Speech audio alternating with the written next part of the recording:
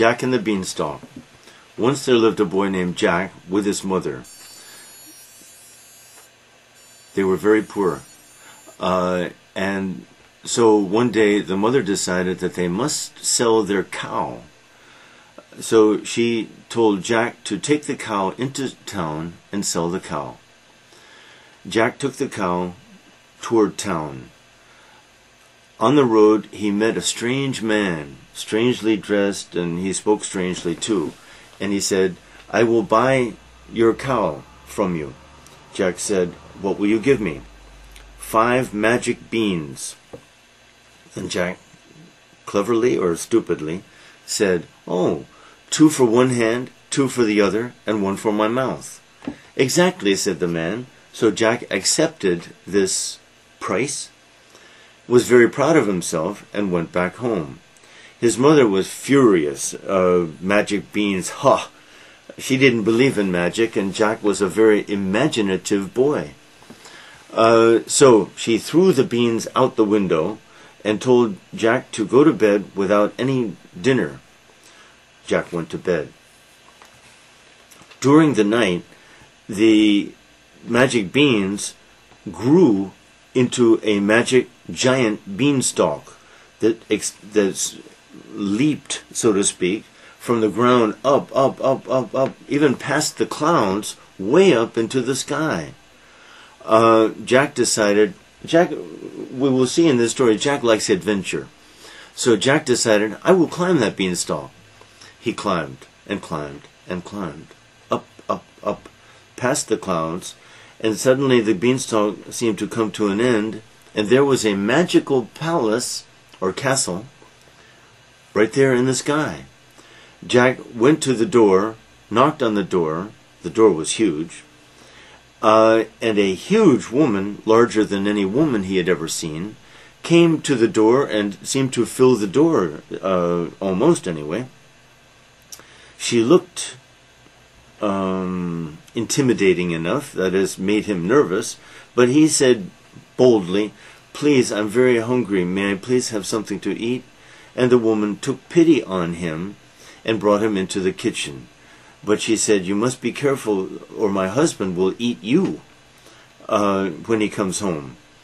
So she gave Jack some food, though, and suddenly they both heard a noise. It was the giant who had come home. He made a lot of noise, and Jack quickly hid in the oven. So the giant came in. "Fee, fi, fo, fum, I smell the blood of an Englishman. Be he live or be he dead, I'll grind his bones to make my bread." Famous. Okay, and Mrs. Giant said, "Oh, nonsense. It's just the delicious dinner that I've fixed for you that you smell." So the giant sat down to eat, and noisily, of course, and when he had finished eating, he called for his money bags, his bags of gold. His wife brought the bags of gold, and because it was his habit to count the gold. So he started counting, but pretty soon he fell asleep. Jack came out of the oven, grabbed one of the bags of gold, ran out of the castle, ran to the beanstalk, and climbed down the beanstalk quickly. Gave the gold to his mother, and his mother was very happy, of course. So they were able to live for a long time. I don't know, months maybe? I don't think years. Because of that gold. But soon the gold ran out. I guess the beanstalk, the giant beanstalk, had remained there. The story seems to say. No one ever asked about it, I guess. None of the neighbors ever asked about the giant beanstalk.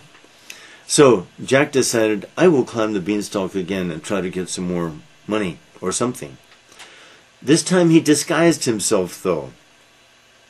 So he went, knocked on the door, climbed the beanstalk, of course, went to the castle, knocked on the door. The woman didn't recognize him, and he said, Jack said, please, please, I'm very thirsty and hungry. Will you help me? No, no, the last boy who came here stole some of my husband's gold. Please, please, please. Okay, I will give you some water. So he sat down, the little boy, on a huge chair, and she gave him a thimble. A thimble is a thing that covers your fingers when you're sewing, so that a woman especially doesn't prick herself. A thimble full of water. Just then, here he comes. Giant, fee, fi, fo, fum, etc. So, once again, Jack hid in the oven. Yes, in the oven. Nonsense, said the woman. You only smell the delicious soup that I've fixed for you. Come, sit down. So the giant sat and ate, and this time he called for his magic hen. I guess she brought the hen to him, and the giant said to the hen, lay a golden egg for me. The hen laid a golden egg, and the giant was sleepy, fell asleep. Jack came out of the oven, grabbed the hen that lays golden eggs, and ran very fast, ran to the beanstalk, descended, went down the beanstalk, gave the hen to Mom, and they had plenty to eat because they had the hen that lays golden eggs. After a while, though, Jack wanted adventure. This shows a lot about Jack. He's bold, he likes adventure, he's curious, quite a boy. So, once again, he climbed, in disguise again. This time, she didn't recognize him again. She let him in. Gave him something to eat. I don't remember that detail. But then, boom, boom, boom, here he comes. Fee, fi, no, it's nothing. Don't give us your rhyme again. This time, though, excuse me. This time, Jack did not hide in the oven. He hid behind a giant broom. Now, what happened? I'm forgetting a detail here. I think maybe he went into the house this time, but the wife didn't know he was there. That's it. That's it. She didn't know. So, this time, she, knowing that her husband did smell Jack, probably, looked in the oven, but Jack wasn't there, clever boy. He didn't hide in the same place a third time. So she thought, you're imagining this, my husband. There's no one here. This time the giant ate again. After eating, he called for his magic harp. She brought it to him, and the giant said, play. And the harp played a beautiful song, and even sang along with its own musical instrument sound. Soon the giant had fallen asleep. Jack came out, snatched the magical harp, and started running. But the harp called out for help. Help, master, help! Apparently the harp preferred to stay with the giant rather than go with Jack. Okay, so run. Jack running, and the giant running after him. Oh, Jack ran very fast. He safely reached the beanstalk, climbed down the beanstalk as fast as he could, and when he reached the bottom of the beanstalk, took an axe and chopped down the beanstalk. The beanstalk apparently fell on people's houses, on Jack's house, don't know. The giant fell too. On people's houses? On Jack's house? Don't know. The giant was dead. The beanstalk was dead. And Jack and his mother lived happily ever after, this time having lots of gold and having a magic harp that played wonderful music.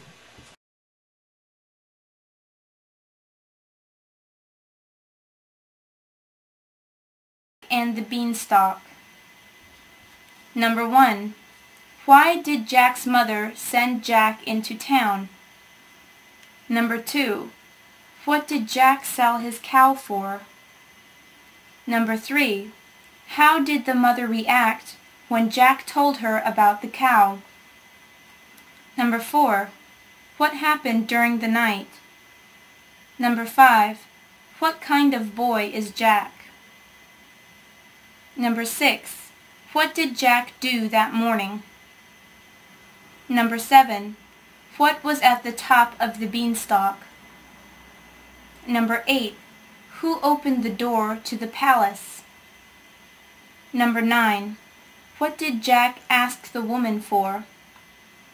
Number 10. What warning did the woman give Jack? Number 11. Why did Jack get into the oven? Number 12. What did the giant do after eating? Number 13. What did Jack do before running home? Number 14. Why did Jack climb the beanstalk again? Number 15. What did Jack do differently this time? Number 16. How did Jack get inside the palace? Number 17. What did the giant ask for after his meal? Number 18. Why was the giant's hen special? Number 19. Why did Jack go up the beanstalk a third time? Number 20. How did Jack get into the palace? Number 21. Why did Jack hide behind the broom? Number 22. What did the giant call for after his meal? Number 23. What was special about the harp? Number 24. How did the giant wake up? Number 25. What did Jack do when he reached the bottom of the beanstalk?